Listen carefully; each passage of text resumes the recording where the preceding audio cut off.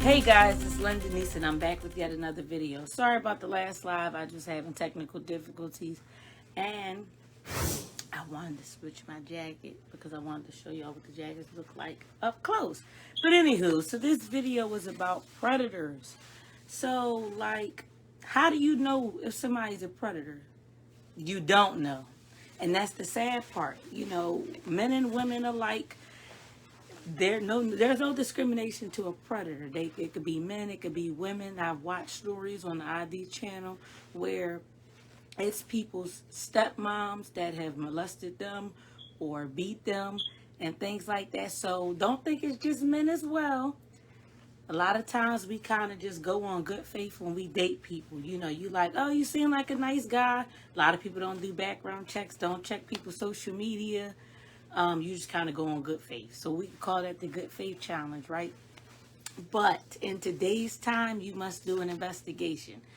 You don't know people's mental health status either. So a lot of times we don't ask questions. I'm inquisitive, so I'm asking questions. Does anybody in your family have some mental health issues?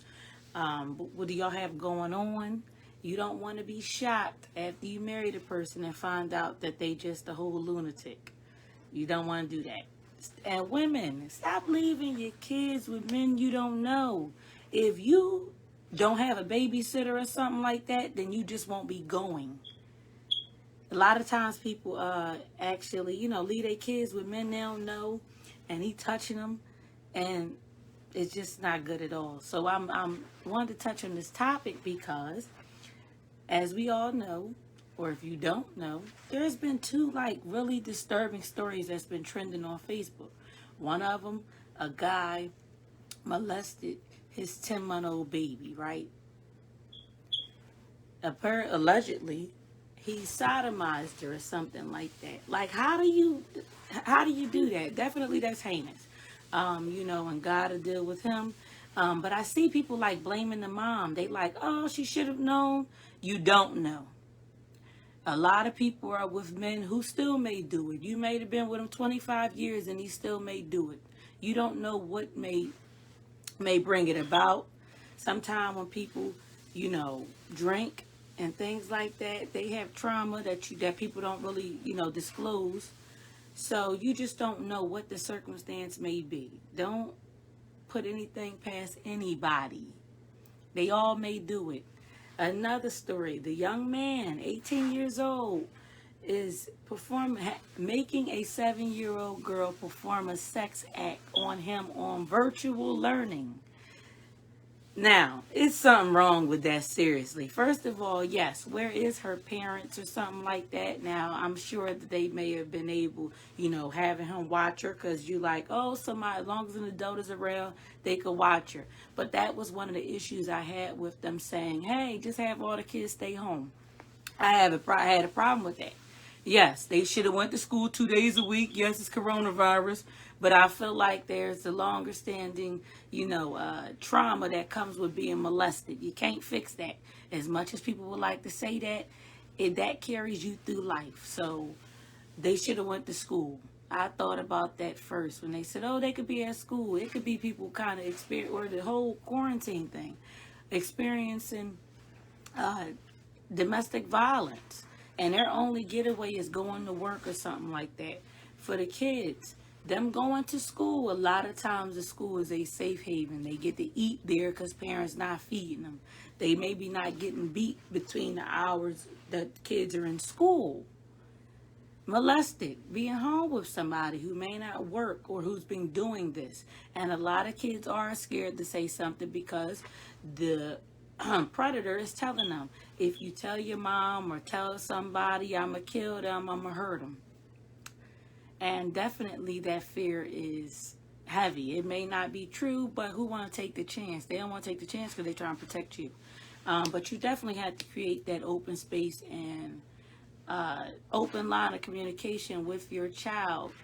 It don't just have to be a child. It could be somebody else that that they're able to come and talk to you. Because that's just disturbing. Nobody want to have to think about somebody touching kids. That's somebody that's deeply disturbed, that's touching children and don't care about it. Sorry, guys, I'm having an issue, but that's disturbing. So I just wanted to come talk about that. Like, kind of think of all angles when you're talking about keeping people home and my kid not going back. That's not everybody. Like, there's some people who really need to be in school, need to be at work, those type of things. They may be coming to a second, a second shutdown. That could be scary for people because not only having to deal with the financial aspect and not having money come in, but the trauma that comes with that. Some people just are not built to be home for long periods of time. It's already trauma having to sit in front of the computer. So just be cognizant of that for other people. I know sometimes people are like, oh, it's not my business. But again, as I stated before, you don't know what a predator look like. They come in all forms, sizes, ages, fashion, women, men, boys, girls, everything. So just keep that in mind. Be a little more, nosy. Check their Facebook. Actually do a background check on some people because sometimes you actually end up finding out that when you go to do a background check that the person might have had a record or a prior record of molesting people or raping women and things like that. As I stated before, I watch the ID channel all the time, and a lot of times on there they like, oh, he had a history of domestic violence, or he had a history of,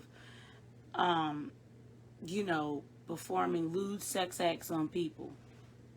I myself can say honestly that I probably should have did a background check on somebody before, but I didn't. But one thing's for sure, I learned my lesson on that part, so I never make that mistake again. But moving forward, I just know to be a little more alert, pay attention to the red flags and things like that. If somebody start acting erratic, get away from them, get rid of them before it's too late and you married them and then now you stuck or dead. So definitely, that's what I wanted to talk about. I know this topic is a little heavy. People don't want to talk about it. Of course, we've known predators for years, some of them in our family. And in the black community, for some reason, I can't speak for, other races, but in the black community, for some reason, we tend to keep a lot of secrets. So it's a lot of things that we don't disclose, and people have known of people molesting family members. It's some strange things going on, like about maybe grandfathers being, molesting their daughters. And that kid is a product of that. And you got family members that know and don't say anything. Like, that's sick. It really is. But, these are things that are going on in the world. So, if you know somebody that is going through something like that, please don't be too uptight to lend an ear sometimes. Sometimes, it's hard for people to come to people, especially if they know you're a little difficult. And it takes a lot of courage to even build the energy up and the strength and the courage to even be able to come talk to somebody and open up to somebody about it. So if they saying it, more than likely it may be true. I know people say, oh, they lying, and a lot of women sometimes had a tendency to not believe kids or other people because you love them. But a lot of times we love predators. You don't know he's a predator. You don't know that he's toxic, but it happens. And then now what is the action plan after that? Like, how do we deal with that after that? I think the rebuild part and the healing part is the hardest part. It's not even about the initial thing. Yes, it happened, but some people never heal from that. Some people never are able to rebuild themselves. And so, on that topic, there is something like that in my book. So, you'll be able to read that. And I just want to let you guys know that pre-orders will be available tomorrow for my book. The day has come. Now you can order the book. The website is now complete, so I'll be making a formal announcement. You're getting your first one that's live, but the book is now complete. Everything is complete. You'll be able to purchase the book. I hope you guys please support I put my blood, sweat, and tears in this book. This is the first of many, and if you are watching this live, please share this live. It may help somebody. I just want to show you, it may help somebody. Definitely, the book is definitely will help some people, because a lot of people have a hard time unpacking their trauma. And just know that your trauma is not your life. Yes, it happened, but the goal is to, how do you rebuild? How do you treat it? How do you overcome it? And don't use it as an excuse. Like, we all have traumas, you know, and definitely think about all the trauma that is being caused with this gun violence. Like, every day is multiple people being shot, dying in just a heinous way, gruesome way, and they're just like ruthless. So I'm praying for my city. I'm praying for everybody. You know, that things do get better, and that we're able to overcome this, and that hopefully the people that are suffering from trauma, who are hurting people, get help. And on a lighter note, I just wanted to show y'all this jacket. I know I've been showing y'all pictures of the jacket, but this is the jacket. This is one of them. I know I'm not giving y'all a real good visual of these jackets, but let me show y'all a little bit. I know I'm not giving y'all a good visual, but I just wanted to show y'all that a lot of these patches are sewn on, so I will show you guys some other jackets. And thank you for watching.